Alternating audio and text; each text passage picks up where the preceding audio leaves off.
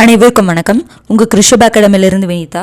இந்த வீடியோவில் நம்ம அக்டோபர் 27, 28க்கான கரண்ட் அஃபேர்ஸ் பார்க்க போகிறோம். ஃபர்ஸ்ட் ஒன் பாருங்கள், அரசமைப்பு சட்டத்தை பற்றியான ஒரு நியூஸு. இது நமக்கு தெரியும். அதாவது அரசமைப்பு சட்டம், இந்திய அரசமைப்பு சட்டம் எப்போ ஏற்றுக்கொள்ளப்பட்டதுன்னு பார்த்தீங்கன்னா 1949 நவம்பர் 26 ஏற்றுக்கொள்ளப்பட்டது. எப்போ நடைமுறைக்கு வந்தது? 1950 ஜனவரி 26 நடைமுறைக்கு வந்தது. இப்போது அரசமைப்பு சட்டம் ஏற்றுக்கொள்ளப்பட்ட அந்த நாளில் நம்ம என்னவா செலிப்ரேட் பண்ணுறோம்? நவம்பர் 26 அரசமைப்பு சட்ட தினமாக நம்ம செலிப்ரேட் பண்ணிகிட்ருக்குறோம். இதில் ஒரு முக்கியமான இன்ஃபர்மேஷன் பாருங்கள். 2015 ஏப்ரல் 14 யாருடைய பிறந்தநாள் பார்த்தீங்கன்னா அம்பேத்கர் அவர்களுடைய பிறந்தநாள். அந்த நாள் அப்போது 2015 என்ன பண்ணியிருப்பாங்கன்னா மத்திய அரசு அரசமைப்பு சட்ட தினத்தை அரசமைப்பு சட்ட விழிப்புணர்வு தினமாக என்ன பண்ணியிருக்காங்க, அனௌன்ஸ் பண்ணியிருக்காங்க. பார்த்து வச்சுக்கோங்க. ஏன்னா நம்ம அரசமைப்பு சட்ட தினம் படிச்சுட்ருப்போம்.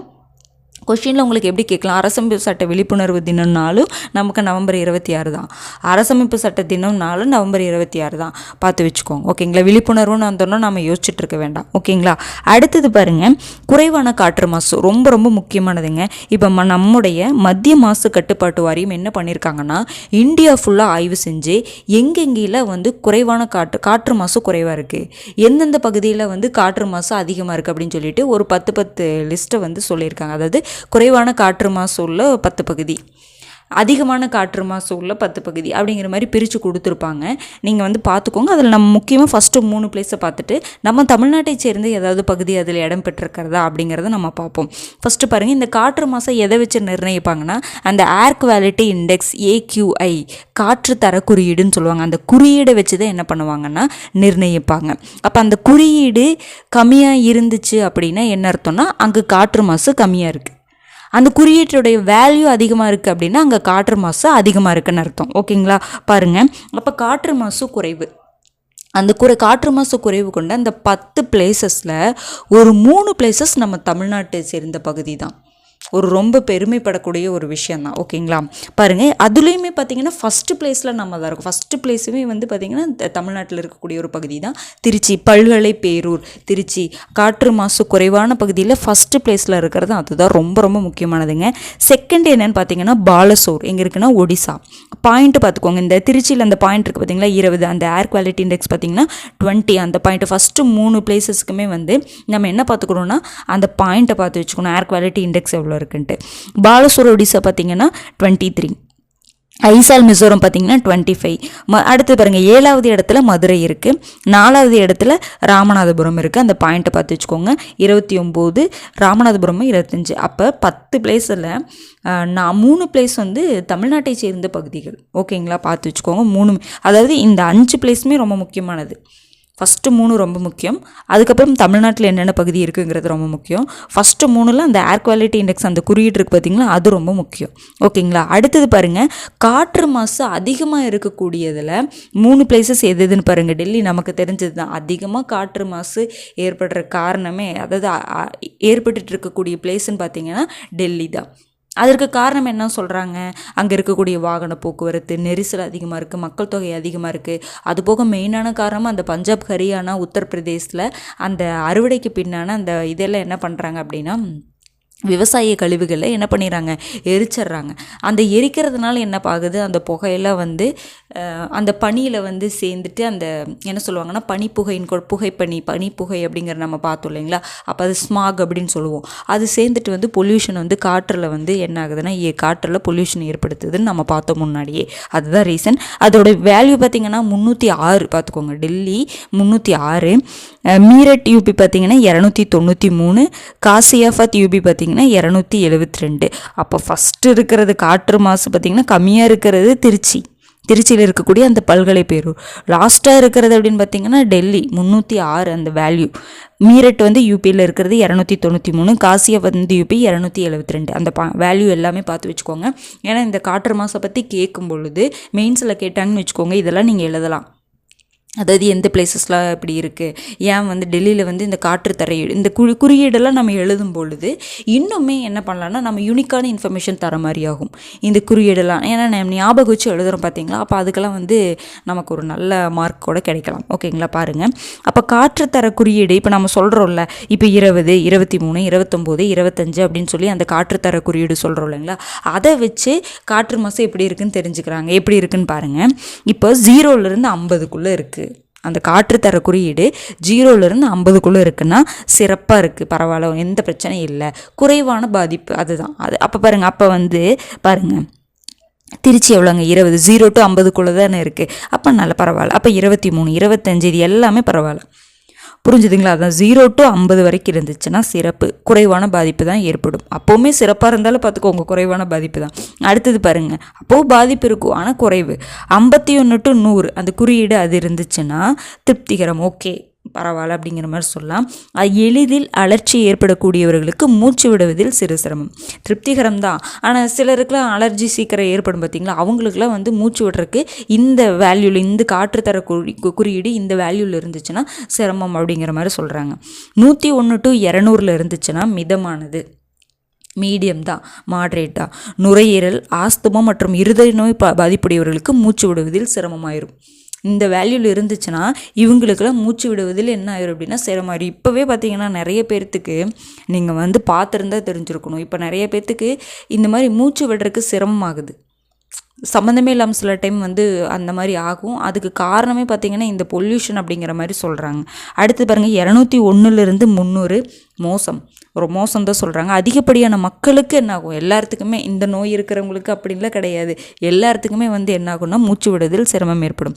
அதுவே 301 to 400 இருந்துச்சுன்னா ரொம்ப மோசம், மிகவும் மோசம், நீண்ட காலம் தாக்கம் இருக்கும். அதுக்கப்புறம் நுரையீரலில் என்ன ஆயிரும், பாதிப்படைஞ்சிரும். ஏன்னா சுவாசிக்கிறதுல நுரையீரல், அப்போ அது என்ன ஆயிரும் அப்படின்னா பாதிப்படைஞ்சிரும்னு சொல்கிறாங்க.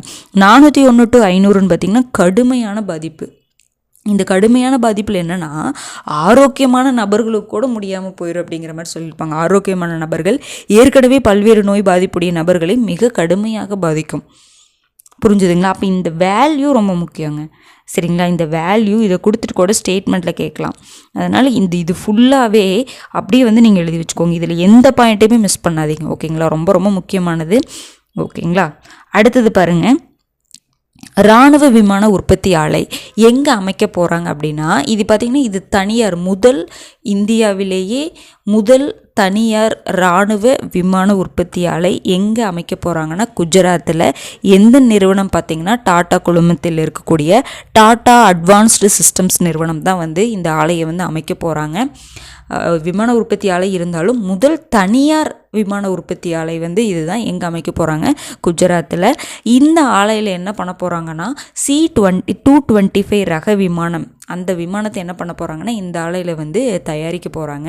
இப்போ நம்ம வந்து இந்த C-295 ரக விமானங்கள் இருக்குது பார்த்திங்களா, நம்ம ஸ்பெயினில் இருக்கக்கூடிய ஏர்பஸ் நிறுவனத்துடன் ஒப்பந்தம் போட்டு ஸ்பெயின் வந்து அந்த ஏர்பஸ் நிறுவனத்திலேருந்து நமக்கு வந்து இந்த C-295 விமானங்களை வந்து கொடுத்தாங்க. புரிஞ்சுதுங்களா? ஒரு 56 C-295 விமானங்களை வந்து அவங்க தயாரிக்கிறதா வந்து ஒப்புதல் கொடுத்துருப்பாங்க. அதில் 16 விமானங்கள் அந்த ஏர்பஸ் நிறுவனம் நமக்கு கொடுக்குது, தயாரித்து கொடுக்குது. அப்புறம் அந்த 40 நிறுவனம் இருக்கும் பார்த்திங்களா, அந்த 40 விமானங்கள் இருக்கும் பார்த்திங்களா, அந்த 40 விமானங்களை யார் தயாரித்து கொடுக்க போகிறாங்கன்னா இந்த அதாவது இங்கே குஜராத்தில் இருக்கக்கூடிய அந்த இராணுவ விமான உற்பத்தி ஆலை இதை வந்து என்ன பண்ண போகிறாங்க, அமைக்க போகிறாங்க. இது யாரு கூடனா அந்த நமக்கு வந்து அந்த 16 விமானங்களை தயாரித்து கொடுத்தாங்க பார்த்திங்களா ஸ்பெயினுடைய அந்த ஏர்பஸ் நிறுவனம், அந்த நிறுவனம் வந்து இதில் இணைஞ்சு நமக்கு மீதி இருக்கக்கூடிய 40 விமானங்களை தயாரித்து தரப்போகிறாங்க. அப்போ ஸ்பெயின், இந்தியா ஸ்பெயின் ரெண்டு சேர்ந்தது என்ன பண்ண போகிறாங்க, இந்த C-295 ரக விமானங்களை தயாரிக்க போகிறாங்க. இந்த தயாரிப்பில் நமக்கு சப்போர்ட் பண்ணக்கூடிய நாடு எதுன்னு பார்த்தீங்கன்னா ஸ்பெயின் தான், அதை பார்த்து வச்சுக்கோங்க. அடுத்தது பாருங்கள், இராணுவ விமானத்தை தயாரிக்கும் முதல் தனியார் வளாகம் இது அப்படிங்கிற மாதிரி சொல்கிறாங்க. எங்கே அமைய இருக்க போகுது அப்படிங்கிறத பார்த்துக்கோங்க.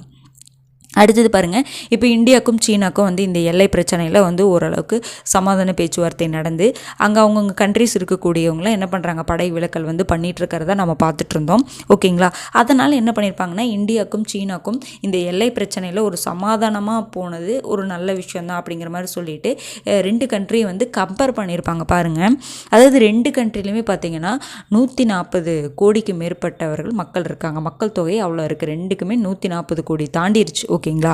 அதுக்கப்புறம் என்ன சொல்கிறாங்கன்னா, சீனா வந்து இந்தியாவை விடவே 3 மடங்கு பெரிய நாடுன்னு சொல்கிறாங்க பரப்பளவில். அதாவது 2க்குமே பாப்புலேஷன் சேம் தான், ஆனால் நம்ம இந்தியாவை விட சீனா பார்த்திங்கன்னா 3 மடங்கு பெரிய நாடு பரப்பளவில். அதுக்கப்புறம் பார்த்திங்கன்னா பொருளாதாரம், அதாவது எல்லாத்துலேயுமே வந்து அவங்க பெஸ்ட்டாக இருக்கிறதா அப்படிங்கிற மாதிரி சொல்லியிருப்பாங்க. அதுதானங்க உண்மை. அமெரிக்கா, சீனா, ரஷ்யா 3மே வந்து எப்படி சொல்லலாம் அப்படின்னா, அதுக்கப்புறம் தான் நம்ம எல்லா இதுலேயுமே இந்தியா வர்ற மாதிரி இருக்கும். சீனா பார்த்திங்கன்னா பொருளாதாரத்தில் இந்தியா பார்த்திங்கன்னா $3.8 ட்ரில்லியன் பொருளாதார நாடு. சீனா பார்த்திங்கன்னா $18.5 ட்ரில்லியன். ஓகேங்களா? பாதுகாப்புத்துறைக்கு நம்ம எவ்வளோ ஸ்பெண்ட் பண்ணியிருக்கோம், அதாவது ஒதுக்கியிருக்கோம் அப்படின்னு பார்த்திங்கன்னா $7,500 கோடி தான் ஒதுக்கியிருக்கோம். ஆனால் சீனா பார்த்திங்கன்னா $23,600 கோடி வந்து ஒதுக்கியிருக்காங்க. பார்த்துக்கோங்க. அதாவது நம்மளை விட எல்லாத்துலேயுமே அவங்க பெஸ்ட்டாக இருக்காங்க. இப்போ இந்த எல்லை பிரச்சனை தீர்த்து வைக்கப்பட்டது வந்து ஒரு நல்லதான் அப்படிங்கிற மாதிரி சொல்லியிருப்பாங்க. புரிஞ்சுதுங்களா? அதே மாதிரி இந்தியா கிட்ட 18 நீர்மூழ்கி கப்பல் தான் இருக்குது. சீனா கிட்ட 60 நீர்மூழ்கி கப்பல் இருக்குது. அப்படிங்கிற மாதிரி என்ன பண்ணியிருப்பாங்கன்னா 2 நாட்டையும் வந்து கம்பேர் பண்ணி எழுதியிருப்பாங்க. நம்ம உடனே வந்து அவங்க தான் பெஸ்ட்டு அப்படிங்கிற மாதிரி இதில் எழுதியிருக்க மாட்டாங்க. புரிஞ்சுதுங்களா? அதாவது அந்த இதில் கொடுத்துருப்பாங்க. அப்படி அந்த மாதிரி கிடையாதுங்க. நம்மளை விட அவங்க பெஸ்ட் அப்படிங்கிறது கிடையாது. ஆனால் சர்வதேச உறவுகள்னு வரும் பொழுது நம்ம அந்த கம்பேரிஷன் வந்து கண்டிப்பாக நமக்கு தேவைப்படும். ஏன்னா பாருங்கள், பாதுகாப்புத்துறை தானேங்க ரொம்ப முக்கியமானது. ஏதாவது ஏதோ ஒரு பிரச்சனை வந்துச்சு அப்படின்னா பாதுகாப்புத்துறை தான் கண்டிப்பாக வேணும். அப்போ அதற்கு வந்து $7,500 கோடி நம்ம வந்து கம்மியாக தான் ஒதுக்கியிருக்கோம் அப்படிங்கிறது நமக்கு தெரியணும்ல. அதற்காக இந்த கம்பேரிசன். உடனே வந்து நம்ம வந்து அவங்களோட கம்மி அப்படிங்கிற மாதிரிலாம் நினச்சிக்க வேண்டாம். ஓகேங்களா? அடுத்தது பாருங்கள், இந்தியாவின் சிறந்த வங்கி 2024 குளோபல் ஃபைனான்ஸ் அப்படிங்கிற ஒரு அமெரிக்க பத்திரிகை என்ன பண்ணியிருக்காங்கன்னா, இந்தியாவின் சிறந்த வங்கியை வந்து பாரத ஸ்டேட் பேங்க் ஆஃப் இந்தியாவை வந்து என்ன பண்ணியிருக்காங்க, தேர்ந்தெடுத்திருக்காங்க. அது தேர்ந்தெடுத்து அவங்களுக்கு சர்வதேச விருது கொடுத்துருக்காங்க. ஓகேங்களா? இந்தியாவின் சிறந்த வங்கியாக சர்வதேச விருது பெற்ற வங்கி எதுன்னு பார்த்தீங்கன்னா state bank of India, Bharat state வங்கி. அதனால் நீங்கள் எஸ்பிஐ தலைவரை பார்த்துக்கோங்க. ஸ்டேட் பேங்க் ஆஃப் இந்தியாவுடைய தலைவர் யாருன்னு பார்த்தீங்கன்னா CS ரெட்டி. இப்போ ஒரு கொஷின்ஸ் எப்படி கேட்பாங்கன்னா, ஸ்டேட் பேங்க் இந்தியாவுடைய தலைவர் யாருன்னு கேட்பாங்க. நம்ம நினைப்போம், ஏன் திடீர்னு வந்து இவங்களை வந்து இதை கேட்குறாங்க, ஏன் சம்மந்தமே இல்லாமல் கேட்பாங்க, நம்ம அப்படி தாங்க யோசிப்போம். ஆனால் என்னதுன்னா, ஸ்டேட் பேங்க் வந்து இந்த இடத்துல அவார்டு வாங்கியிருக்கு, அப்போ அவங்களுடைய தலைவரை நம்ம தெரிஞ்சுக்கணும் அப்படிங்கிற மாதிரி எக்ஸ்பெக்டேஷன் இருக்கும் கொஸ்டின் எடுக்கிறவங்க கிட்ட. ஓகேங்களா? அடுத்தது பாருங்கள், ஜப்பான் ஓப்பன் மகளிர் டென்னிஸ் போட்டி நடந்துச்சு. அதில் பார்த்திங்கன்னா சீனாவை சேர்ந்த ஜெங்கின் வென் அவங்களுக்கும் அமெரிக்காவை சேர்ந்த சோஃபியா கெனின் அப்படிங்கிறவங்களுக்கும் இடையில் வந்து போட்டி நடைபெற்றது. அதில் சீனாவை சேர்ந்த ஜெங்கின் வென் வெற்றி பெற்றிருந்தாங்க. ஓகேங்களா? இப்போ நம்ம முன்னாடியே பார்த்தது தாங்க, இந்த டென்னிஸ் போட்டியில் என்ன தெரிஞ்சுக்கணும், அதிகமாக அவங்களோட எந்த கண்ட்ரி அப்படிங்கிறத கண்டிப்பாக தெரிஞ்சு வச்சுக்கணும். சீனாவை சேர்ந்த ஜெங்கின் வென், அமெரிக்காவை சேர்ந்த சோஃபியா கெனின், இவங்க 2 பேர்த்துக்கு நடைபெற்ற போட்டியில் யார் ஜெயிச்சிருக்காங்க, ஜெங்கின் வென் வந்து ஜெயிச்சிருப்பாங்க. ஓகேங்களா? பார்த்துக்கோங்க. அடுத்தது சர்வதேச பாரா பேட்மிண்டன் எங்கே நடந்துச்சு அப்படின்னா ஜப்பானில் நடந்துச்சு. அதில் இந்தியா பார்த்திங்கன்னா 6 தங்கம் 9 வெள்ளி 9 வெண்கலம், மொத்தம் 24 பதக்கங்கள் வின் பண்ணியிருக்கிறதா சொல்கிறாங்க. பாரா பேட்மிண்டன் எங்கெங்கே நடந்துச்சு, ஜப்பானில். இந்தியா 6 தங்கம் 9 வெள்ளி 9 வெண்கலம். அதெல்லாம் என்னென்னு யாருன்னா பார்க்கணுமான்னு கேட்டால் அந்த மாதிரிலாம் பார்க்க வேண்டாம். ஏன்னா சில ஸ்போர்ட்ஸ்க்குலாம் வந்து எவ்வளோ பதக்கம் வாங்கியிருக்கோம் அப்படிங்கிறத பார்த்தா கூட போதும். ஓகேங்களா? அடுத்தது பாருங்கள், அர்ஜுன் எரிஹாசை.